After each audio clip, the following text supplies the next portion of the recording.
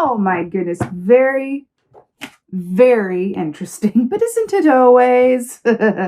So you have the bat here for your animal energy. So let's talk about this. This is very fascinating. You know, this equates to the death key in the tarot, right? Which is about endings and new beginnings, things coming to natural endings or points of completion so that something new can begin and emerge, right? It's that cycle of life situation.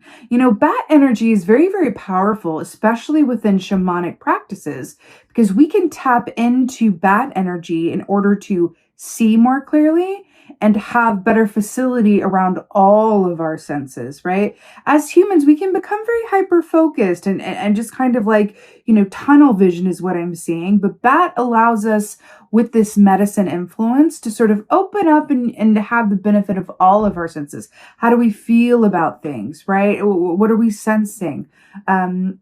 Does it smell right? I'm hearing that. Like, does it smell good? I'm seeing that scene in I think it's just the movie reference with you guys today, but I'm here for it. When Gandalf is you know, in the mines of Moria and he's trying to figure out which way to go with, you know, the fellowship, and he goes, "Oh, I remember it's this way." And he's like, "Oh, you remembered?" He's like, "No, but the smell is less foul down here." And so it's about like what smells right, what feels right. Also, there's this aspect of the bat energy, right, with the nocturnal sense, which is interesting. That we were seeing the eels, kind of a stormy sea with the light, and then the firefly with the light and the dark, right? Because fireflies obviously are, you know, nighttime creatures. So it's interesting with the light and the dark here as well. You know, lastly, bat energy is very much about knowing that the aspects of yourself, right? Because think about the bat as an animal in most cultures, really. You know, there's a certain sense of like, ugh, or like, oh, is it Halloween? This is associated with bat energy. So I feel like this is also, you know, calling you to look at the aspects of yourself that you may not bring to the forefront or lead with on a regular basis because they may not fit within the status quo that you are participating in some way, shape, or form, whether that's in your personal life, your work sphere. You know, for example, you may have an aspect of your life that you keep sort of sectioned off and private or separate from, you know, your work or vice versa, or whatever that is. And so I feel like there's an emphasis on whatever that aspect of yourself or part of your life is for the first half of this month, which is really interesting, especially as we're coming in to the new moon time, which is, you know, I feel like that is a new moon, which is really interesting as well. So beginnings, endings, light, dark, energy, stasis, all of those beautiful dichotomies. So let's go ahead and see what is going on for the first half of June. First half of June. Oh, interesting indeed. 6 of Cups. Wow, wow, wow. So this is really interesting. So I'm first drawn to the 2 kids here, and I saw the 2 eels, right? And we were talking about what? Masculine and feminine energy. So this is very, very, I love that this is mirroring that in this way, because this is a very sweet way to mirror that energy. Also, we are looking at the 6th month of the year, and then we have the 6 of Cups here. So we're getting into summertime in the Northern Hemisphere, right? We're moving towards Litho. We're moving towards the time of year where it's all about the emotions, right? Water energy. So it's interesting here with the 6 of Cups as well, because this speaks of the past. This speaks of nostalgia, but this also speaks of, which is really interesting how it's lining up with the bat energy, this speaks of the aspects of ourselves that were either born to us, like we came into this lifetime with these inherent talents or interests, but it also speaks of what did we do as children where the time just absolutely flew? Because I will tell you, so many times we are born into these bodies with what our soul purpose is, like right there in front of our faces in terms of our interests, right? Like for me personally, I was always drawn to, like, you know, the spirit and ghosts and ghouls and psychics and you know, Sarah McLachlan and all that kind of like energy. And then, you know, you life works on you and you know, go do this and you know, how am I going to make all that? But there's this real call to the aspect of you, I feel like asking you, like, what do you really love? And how much of your energy are you focusing on that? that feels like rather the point is what that feels like, Capricorn. What do you love and how much time, how are you focusing on that? Fascinating. 8 of Swords. Fascinating. Do you see how she has that blindfold on, right? 8 of Swords. Traditionally speaking, this is very much about restricted vision. It's fascinating that this woman is standing and it's daytime, but she's got the blindfold on. So to her, it's nighttime. Again, day and night, right? Light and dark, masculine, feminine. It's fascinating here, like the true dichotomy of it all. You know, 8 of Swords is also very much about being in a certain, entrapped mindset that only you can free yourself from. The cure to an 8 of Swords moment or energy is a shift in perspective. That is what it is, which is, I'm really feeling that because with the kids here, if you think about the perspective of a child, right? Especially around this age, right? The perspective of a child is as it should be, right? What's going on right now? What is right in front of me? What does this flower smell like? What does it feel like? How many flowers are there? If I tip this cup over, what will happen to the flowers? Oh, they fall on the ground. Well, what if I piled them all up on top of each other? And then what if I ran my hand in that water? And then, right, that is kid energy. It's like a complete mastery of the present moment, right? The perspective is the present moment with this 6 of Cups. Then we've got the 8 of Swords. These could not be two more opposite energies, right? So it's focus on what's going on in front of you in the now moment and then restricted vision. I feel like you are being called to redirect your focus. She's also like standing at this body of water here as well, right? So it's very watery mind palace situation, but I feel like you're being called here to really consider, again, not just where your focus is, but what do you love, how and in what ways you are putting your energy into what you love, but also getting a very clear view on what is going on in your situation and in your given circumstances. What is working for you and what is not? What is working and what is not? And this can be as simple or as complicated as you let it, right? This can be approached in a very simplistic way where it's like, okay, what do I feel happy spending my time doing? And what do I dread? What feels like obligation? What feels like, a pleasure, right? And really sort of taking account of those things. Because with this bat energy, with the ending and beginning, I feel like there are things in your atmosphere that want to be shifted or altered in your energy. There feels like there is something coming towards you because I'm getting drawn back to that firefly, right? But it was enclosed in a jar. It wasn't able to be released, right? It was literally a firefly in prison, right? Which is really interesting given the greater context of this. It feels like there is either an idea or a dream or a knowing that is being called for you to first take the blindfold off and see it and acknowledge it. I feel like for some of you guys, it's like, yeah, I know what that is. I just like, I've just been too busy over here. I just haven't wanted to do that, or I have fear around it.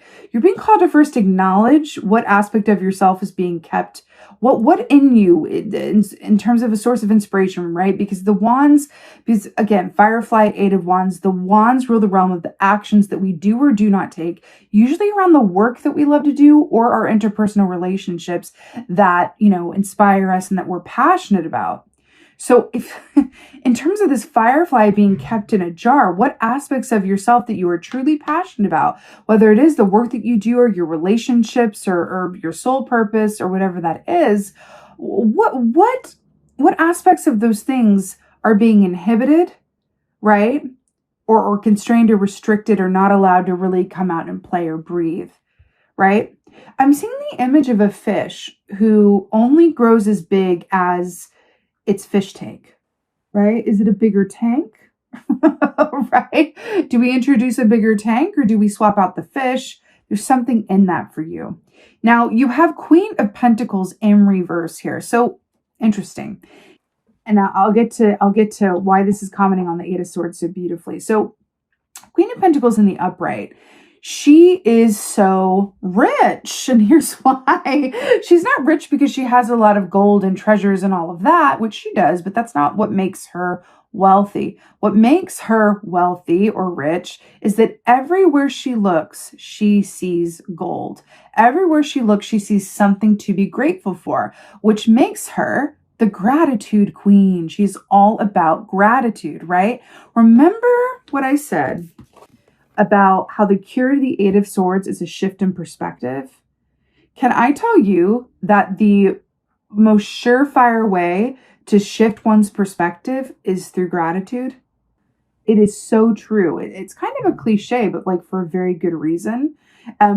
Gratitude, I can tell you personally, has moved me out of like more chapters in my life where I've been really static or really frozen or just really kind of holding myself, blocking myself off from a lot of good that wanted to come my way. And then finding even small ways to shift to a perspective of gratitude.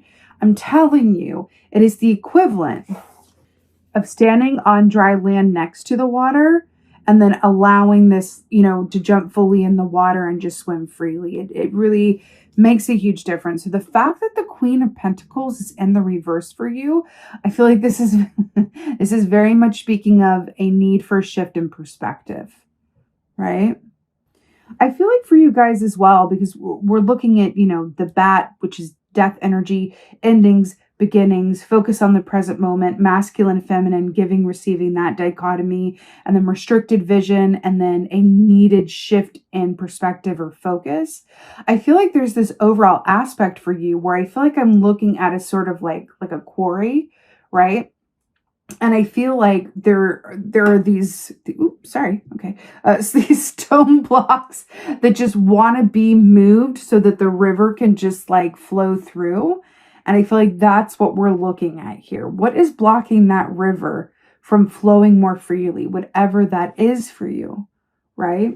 Really interesting. But I really want to get some advice. I'm very, very keen to get advice for you guys for sure. We're talking about a shift in perspective and all of that good stuff and going, what do you love and how much energy are you giving to it? Oh my goodness gracious. It's so good. Okay. So your advice is Seven of Wands. Fascinating. We've been talking about wands, right?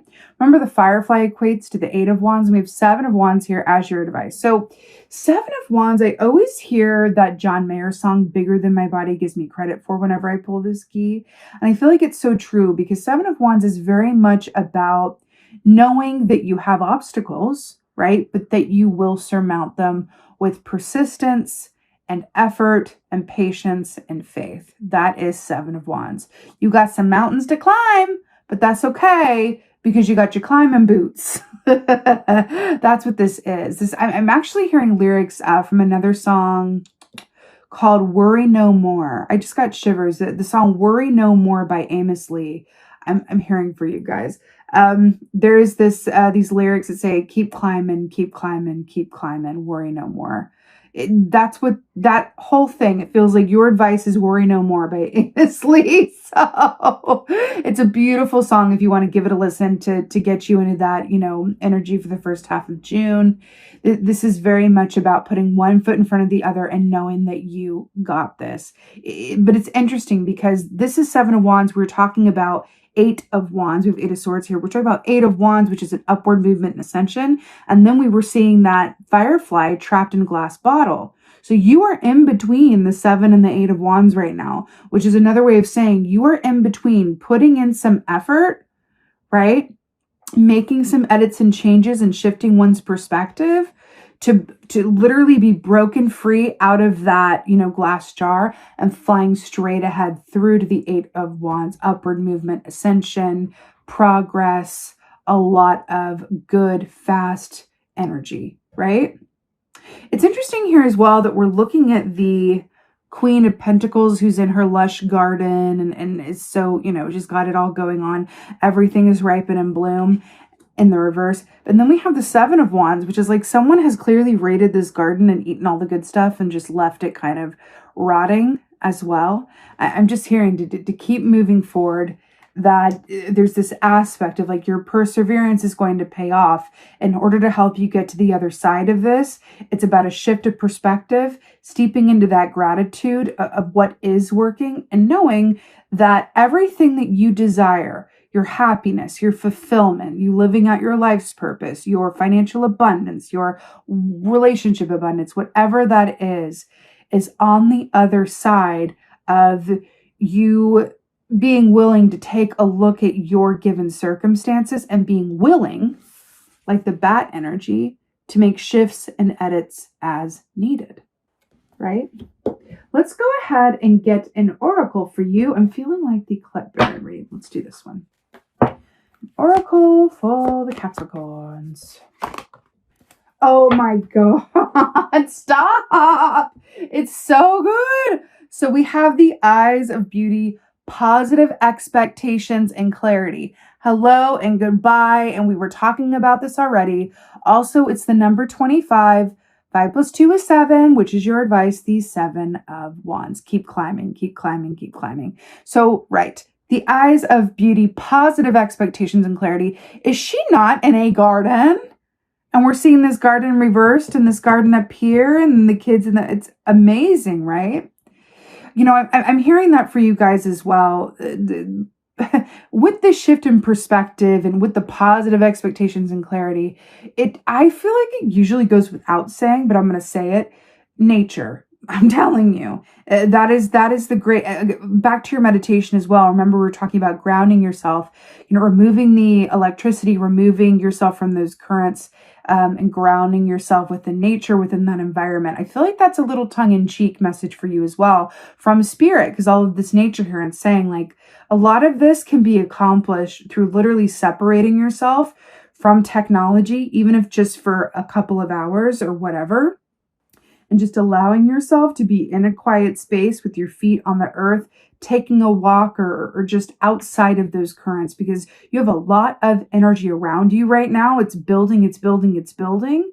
And you're being asked to just sort of like step outside of that, get a larger but clear view of what's going on and what could be, and then move from there. But there's a lot of energy. Look at this. Hello, please come here. Look at this skunk. Like these 7 of Wands are being aimed at this skunk, which is, by the way, the tail is up about to like spray in a defensive position, right? So I'm hearing to really just like separate yourself, positive expectations and clarity, positive expectations. We were talking about being in between the 7 and the 8 of Wands. It is coming to you. It's just about allowing yourself to step into that gratitude energy, and in doing so, have greater clarity around your situation and whatever shifts and edits need or want to be made within your highest and best good, so that you can, most of all, more than anything, enjoy your life. Because truly, that is what it's all about. If you are enjoying your life, then you are fulfilling your soul purpose in some way, shape, or form. That is the T. It's about how are you feeling? Are you enjoying your life? That's what it is. Because there are people who have all the money in the world, have great families, have all of the, you know, ABC, XYZ that people say, oh, like that's a good life. But within that life, they're absolutely miserable, right? And then there are other people who have very little, right? But they're quite happy. Right? That gauge is really about how you feel, and are you enjoying yourself? Are you these kids with these cups of flowers, right? Are you closer? Where are you in these two, right? How close are you to 6 of Cups, or what do you do when you are in the 6 of Cups energy here, like these kids? And what do you do when you're in the 8 of Swords? Start observing that within for yourself during this time, and allow that energy of the moon to kind of bring you to greater clarity and those aspects that may not be so highly visible to you, or maybe you don't look at as often, right? It's not always glaringly obvious. Sometimes it takes some, you know, discerning effort in order to be willing to see,